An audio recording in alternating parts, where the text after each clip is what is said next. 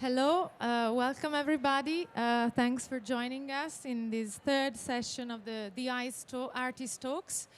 I'm Federica Chiocchetti, the founder of the Photo Captionist, a platform dedicated to image and text explorations. And we are here to discuss with Luis Carlos Tovar about his incredible book, Jardín de mi Padre, My Father's Garden, which is published by les éditions de Musée de l'Élysée, now Photo Élysée, and Editorial RM. And we only have 15 minutes, as you know, so it's going to be hard to squeeze in such a dense and rich project. And to quote Joan Foncuberta, who actually also has a text in the book, it's really fascinating when reality is stranger than fiction, because if we look at the family history of Luis Carlos, it's quite incredible, as he will share soon with us, and how in a way he transformed this intense and also probably disquieting family archive into a beautiful artwork of post-memory and phototherapy in a way, because I guess it was also therapeutical for you to work on this project. And this project was also made possible because Luis Carlos, who is a visual artist based in Paris, from Colombia, won the Prix Élysée in 2019, right? 18. Okay, thank you. And after, he just recently completed a residency at the Fondation Fiminco here in Paris. Yes. So my first question is, if you could tell us, the audience that encounter your work for the first time today, how you decided to, what is behind the scene, and how you decided to deal with this problematic and quite traumatizing family archive. Thank you. Okay, thank you, Di. Thank you, Federica, for this invitation.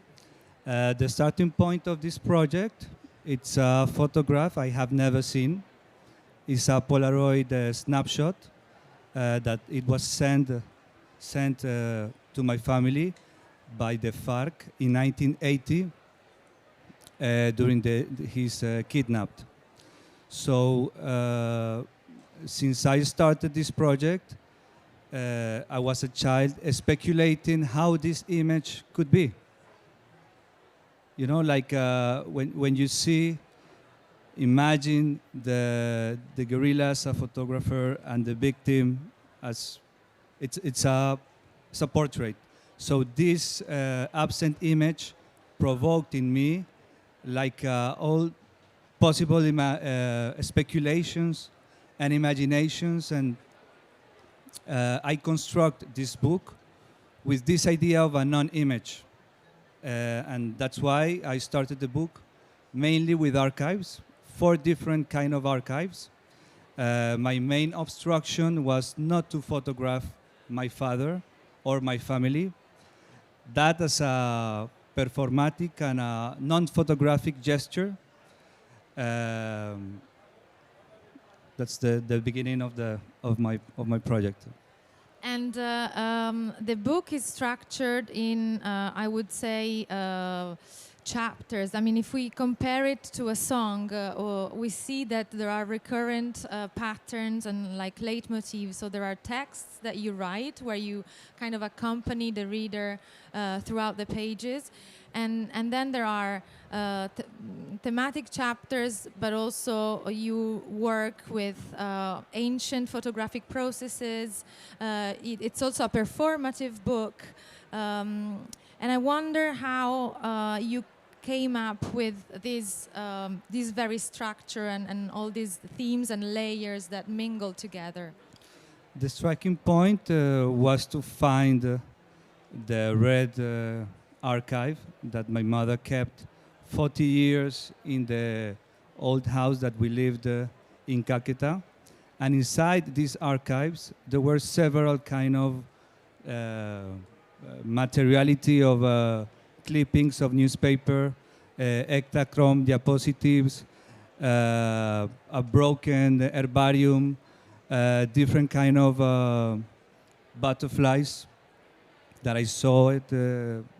I have this post memory that I saw these butterflies in my room, but he never said, they never talk about this for 40 years. And I thought during the peace treaty in 2016 was the moment to, yes, to reveal and to talk about this matter. I think personal memory can really construct and build this idea of collective memory.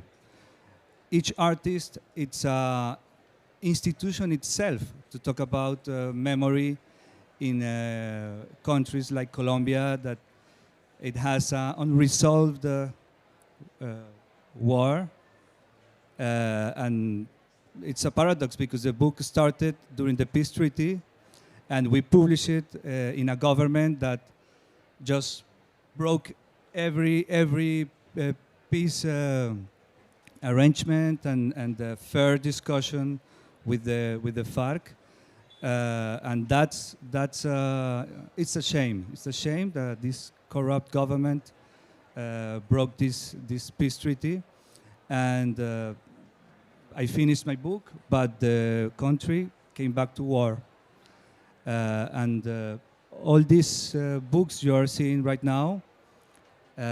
So, in 1980, many of the victims by the guerrillas, they were indoctrinated by the three totems or the three doors to the utopic revolution in South America: the Capital of Marx, the What to Do of Lenin, and the Diary of Che Guevara. So inside these books, my father was kidnapped in the frontier with the Amazon, and he was abducted inside the jungle, and he did inside. These books became for him like a way to imagine freedom. So he did inside, he put inside seeds and all these natural elements that he brought back to our house.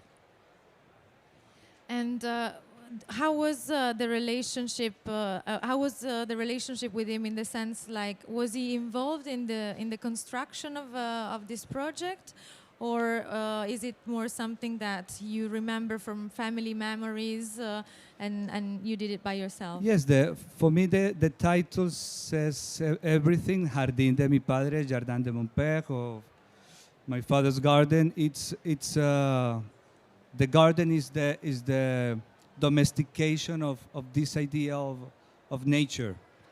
But every family has like a symbolic, or what it says Baudelaire, like a forest of symbols. So we are always, every family it's surrounded by nature, and we never talk about what is the relation of this nature in our house, no? Is it fruits? Is it all this almost performatic in the kitchen, no, for survival? So many of the what you see with the cyanotypes, I built like a workshop with my family and taught them to make the cyanotypes. So with the herbarium, we did like a big quantity of this family herbarium, yes, to make superimposition of layers, superimposition of memory. Because what is difficult when you talk about post-memory is this clear idea of what you can remember or what you can even talk about. There is a lot of silence in this. And you were only 3 months old when this happened, so I guess it's quite hard for you to remember the event in itself.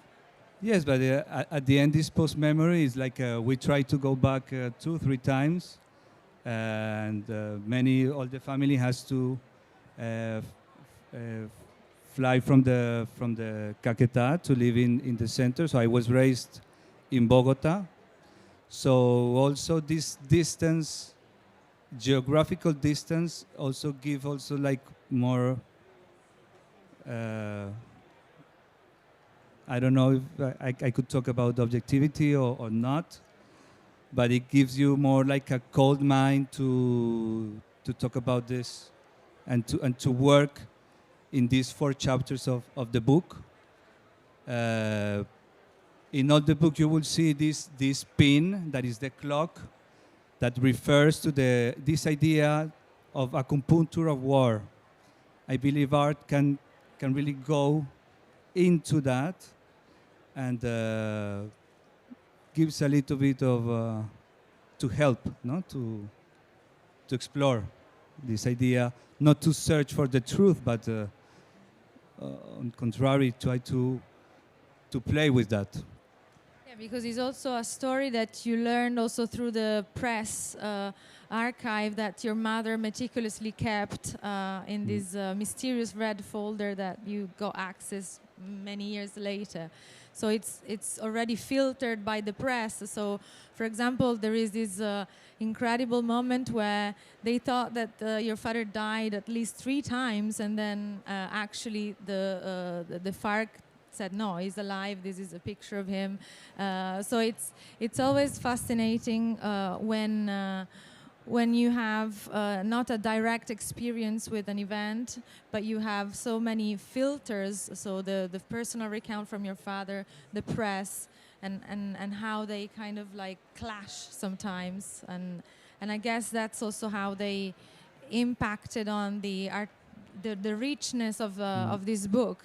And how you deal with photography in a much more interdisciplinary way, where you also, work with installations and performance and collective workshops and phototherapy. So I wonder now, after doing this big endeavor of, putting such a important and heavy event into a book. I wonder now how this project is connecting with the other works that you're working on, which are still around memory and press archives. But it seems to me that with this book, you managed to emancipate from the very specific history behind your family. Yes, what it's interesting to work with archives is that you are not, you have all the freedom to activate it with your imagination and with the possibility to make a décalage, make a subtraction and addition, and to explore this loss of memory through that simple gesture, subtraction and addition. And so you will find that in the Jardín de mi Padre, you have an accumulation of archives of different kind, but also what you said about this performatic gesture it was very important for me to work with my family and to work in the garden and to not have the camera, even though we are in Parifoto, the camera as an object, as a machine. I didn't want it to interfere in that. So the only really pictures I took, it's from the books and the things I found inside. And the others is just a mise en page. It's an open script that you can really construct your idea of what happened, because it's not a testimonial book. It's not a documentary book. It's more in the line of a artistic book, and yes. A cathartical book as well, because I'm sure it made you also overcome all some ghosts that such an experience must inevitably produce in someone's mind, I guess.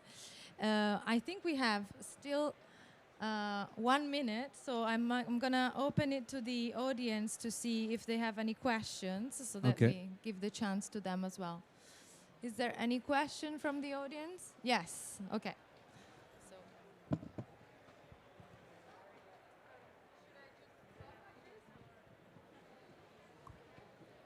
Thank you, Luis Carlos, for showing us this work. I'm really honored by it. I can hear. I'm really honored by it. I think it's a really fascinating work because you think about like when you talk about cyanotypes, the first thing that comes to mind is the work of Anna Atkins that has to do with botany. But then here you give it another dimension, a social dimension. And when I was hearing you talking about the FARC and the kidnapping of your father in Caquetá, you were talking a lot about post memory. And I would like to know a bit more what you refer when you're talking about post memory. Is it only like the generational character, a story that lives on with you, even if it was not directly related to you, it was your father? Or what do you mean exactly when you're talking about post memory? Okay, thank you for for your comments and question. I'm going to answer with a beautiful phrase of Doris Salcedo. She said that when you talk about memory, you talk about a battlefield. You never know where you're going. You are standing by. It's always moving. And this book started with the intention to build the Museum of Memory in Colombia of the conflict, and that this government stopped. And so I thought it was very important for us as artists, also as individuals, that we work sometimes with communities and we decentralize. We decentralize from cities and projects, but sometimes autobiographical projects stopped. And I thought it was important just to go inside out. And in that way, herbarium, so family herbarium, the link with Anna Atkins is not only in that, because cyanotype after became a technology and a technique to make the plans for the tanks, you know, to build the big factories, to build the big military centers. So when you see the 4 chapters of my book, you will find intimate taxonomy, you will find a family herbarium, you will find post-memory, but also this delusion of geography, but the yourself inside this space as a metaphoric space. Thank you very much. And you're doing a book signing of the book tomorrow? Tomorrow at 16 4 at the RM. Editorial RM stand, right? Sorry? At the Editorial RM. Editorial RM, yes. Thank you Just very much. in the back of everyone, you could see the book. It's very close. If you're interested. Thank you so much for being with us. Thank you, Federica. Thank you, everyone.